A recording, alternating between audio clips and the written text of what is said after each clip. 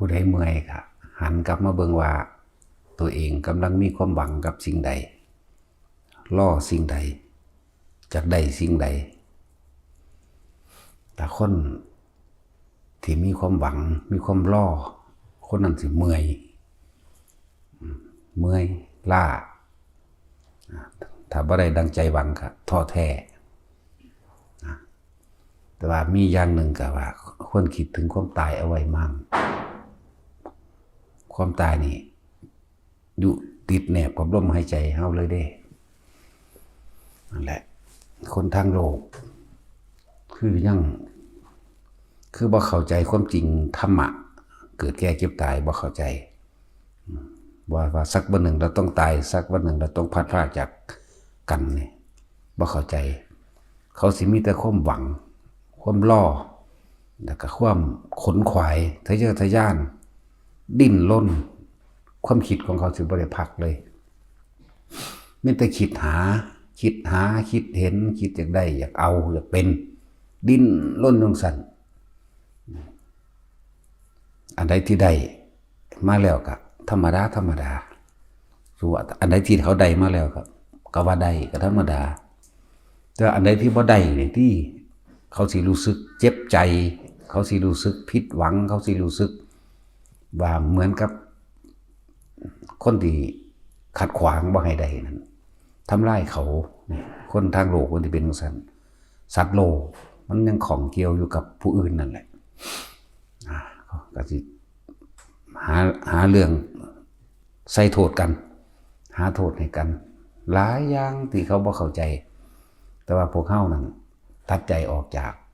ทางโลกมาได้แล้วแม่นบ่ได้ทั้งเบิดกับพยายามนั่นแหละกับพยายามว่าสิให้มันลืมเรื่องเล่าเก่าๆทางโลกฉะนั้นโดยนิสัยความเคยชินทางโลกคนเฮาก็ล่อหวังและอยากได้นั่นเองเฮาจึงเมื่อยแต่ว่าถ้าเฮาเข้าใจหลักทำอันที่สิปล่อยว่างหรือสิว่างจิตเป็นกลางใดการทำสมาธินี่ครับแม้กระทั่งว่าบ่ได้มีความหวังว่าจะต้องสงบบ่ได้มีความหวังว่าจะต้องรู้เห็นนั่นเห็นนี่บ่ต้องมีความหวังว่าจะต้องบรรลุโสดาสกิทาคาอนาคาอรหันต์บ่ต้องมีแต่ให้ทุกคนนั้นให้เข้าใจคำว่าปัจจุบันขณะปัจจุบันคือลมหายใจเฮานี่แหละปัจจุบันคือความรู้สึกในกายนี่มีความรู้สึกอยู่ลมหายใจเย็นเข้าออกระหว่างโพรงจมูกกับความรู้สึกอยู่ในกายให้มีความรู้สึกโตเหตุแค่นี้ความสงบที่ได้แล้วคือมันบ่ได้หวังมันบ่ได้ล่อแต่ว่ามันอยู่ปัจจุบันนั่นแหละคือความสงบที่ได้แล้วเหมือนกันกับคนทั้งโลกถ้าได้มาแล้วก็แล้วไปคิดหาแนวใหม่ที่บ่ทันได้บ่ทันมีเด้มันบ่ได้พอใจในสิ่งที่มีอยู่ที่ได้มาเด้สิคิดหาแนวใหม่ไปเรื่อยได้แล้วคือได้ว่างไว้แต่ว่าถ้าผู้ใดมาลักไปบ่ได้สูญเสียไปก็บ่ได้จำเป็นต้องพยายามติดตามเอามาจนมีเรื่องมีเล่าหรือฆ่าล้างทำลายกันได้เลยนั่นแหละการทำสมาธิบัดนี้เฮามาปรับลงเบิ่งเฮาปรับความคิดของเฮาเองถ้าเฮาอยู่กับลมหายใจเฮาอยู่ในความรู้สึกในกายของเฮาเองเนี่ยมันได้แล้วได้ความสงบคือบ่ต้องไปตั้งหวังบ่ต้องไปล่อถ้าตั้งหวังล่อถ้ามันบ่เป็นไปดังที่ตัวเองคิดไว้สัญญาที่เฮากำหนดไว้ว่าต้องสงบแบบนั้นแบบนี้คือได้ยินได้ฟังมาได้อ่านมาแล้วเฮาก็สิเมื่อยเฮาก็สิท้อเพราะว่าเฮาบ่เข้าใจคำว่าปัจจุบันขณะปัจจุบันก็คือลมหายใจเข้าออกหรือแม้กระทั่งคำว่าสติคำว่าปัจจุบันคำว่ารู้สึกตัวก็คือลมหายใจเข้าออกนี่แหละสำหรับแต่ว่าเลยลมเข้าออกมันก็มีอยู่แล้วเนาะเฮาบ่ได้เว้าเอาแต่แค่นี้โดยประสบการณ์จริงของแต่ละคนก็มีคือกันนั่นแหละแต่ว่าคำเว้าบอกว่าลมหายใจเข้าออกนี่มีความรู้สึกตัวนี้นั่นแหละความสงบได้แล้วนั่นแหละสติได้แล้วนั่นแหละคำว่าปัจจุบันขณะคือตัวนี้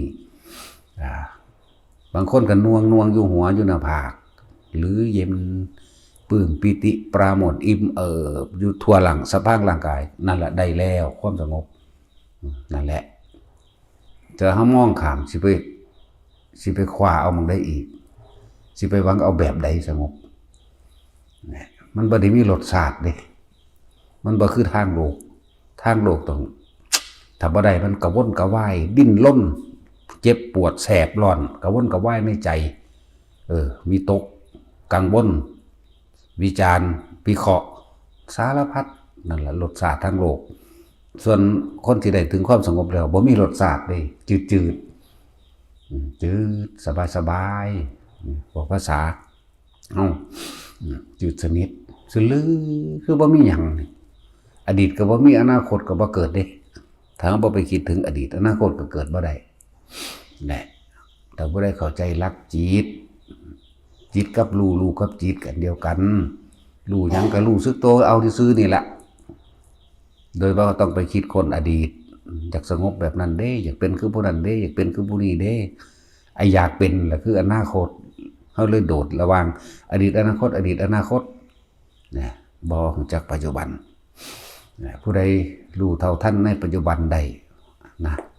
บ่กังวลในอนาคตของตนก็ย่อมหลุดพ้นจากอดีตไปพร้อมนะอยู่กับลมบอกความยืนยันให้มั่นใจได้เลยว่าผู้ใดเพียงแค่ได้ลมหายใจอยู่กับเพียงแค่ลมหายใจได้จิตสุดท้ายคือบ่มีความคิดอีหยังเลยรู้อยู่กับลมของจิตกับผู้รู้กับจิตคืออันเดียวกันก็เลยว่าจิตสุดท้ายรู้อยู่กับลมในความรู้สึกกับลมนี่เมื่อเขาแตกกายทำลายขันธ์นี่ย่อมเข้าสู่อนาคามีมันเด้แปลว่าผู้ไม่กลับมาเกิดในโลกมนุษย์นี้อีกก็สิบ่ต้องมาทุกข์มาทนมายากอีกมาดิ้นรนมาค้นขวายมาหาอีกชาติก่อนทำกรรมใดไว้ถ้าเฮาบ่อาจสามารถสะสางยังมีความอยากชาติหน้ารับผลกรรมนั้นเหมือนกันชาตินี้ก็เหมือนกันทำกรรมใดไว้ชาติหน้าก็รับผลกรรมนั้นเหมือนกันนั่นแหละจังว่ากรรมคือการกระทำในความอยากใดอยากดีอยากนี้อยากเป็นนั่นเองเพราะว่าความอยากของเฮาเอง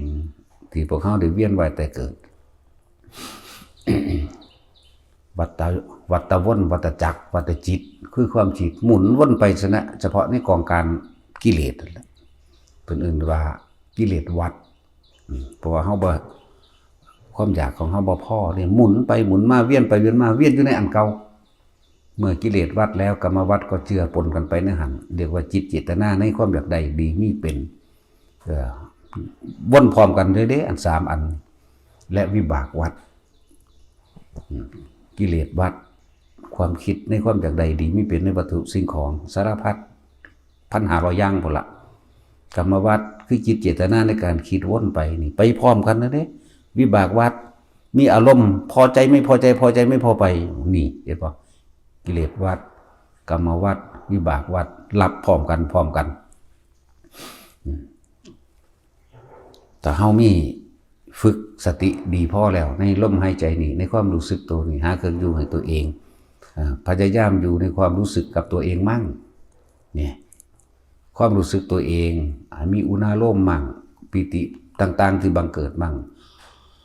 ชาภาคโรภิกขุนี่ถ้าเฮาเพ่งอยู่ในอารมณ์อันเป็นหนึ่งเฮาก็จะมีปีติยาหมายถึงความอิ่มแห่งความคิดมันบอกความคิดเฮามันบ่คิดไปแม่มันได้พักเหมือนดุจดังว่ามันอยู่ในร่มเงาแห่งกายเฮาเองนี่แม่เหมือนกับมันอยู่บ้านเฮาเองคือกายก็คือร่มคือกายเนี่ยอยู่นี่ก็เกิ